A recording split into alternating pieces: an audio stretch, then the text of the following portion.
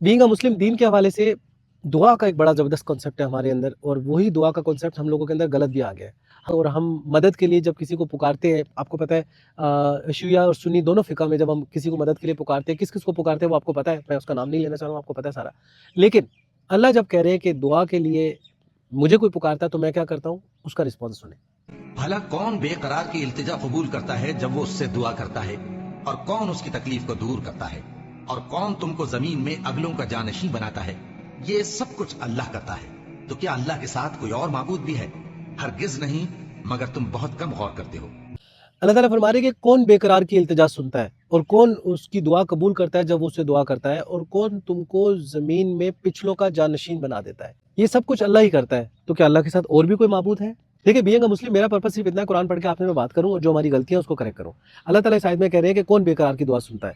हम लोगों को मसला ये है कि हम लोग जब किसी तकलीफ में फंसते हैं तो हम या तो किसी बुजुर्ग बाबा, किसी XYZ के पास चले जाते हैं, या फिर हम कोई बड़ी हमारी जो बुजुर्ग हस्तियां गुजर गई हैं उनके उनसे दुआ करते हैं कि ये हमारी तकलीफ दूर कर दे। आपको पता है, आपको ये कॉमन वीडियोस चलती रहती है। मेरा पर्पस सिर्फ इतना बताने का, अल्लाह ताला कह रहे हैं कौन मुसीबत में घिरे हुए शख्स की फरियाद सुनता है, और जब उससे दुआ करता है तो उसकी दुआ कबूल करता है। यानी वही उसकी दुआ कबूल करता है, उसकी तकलीफ दूर करता है। तो याद रखें, हमारी तकलीफें जब हम दुआ करते हैं, अभी मैं दुआ की सिर्फ बात कर रहा हूँ, दुआ सिर्फ अल्लाह ही सुनता है, और वही हमारी तकलीफ दूर करता है, और वही तकलीफ दूर कर सकता है। क्योंकि इसी आयत में फिर आगे अल्लाह ताला कह रहे हैं ज़मीन आसमान भी उसी ने बनाया, उसको हर चीज़ का पता है।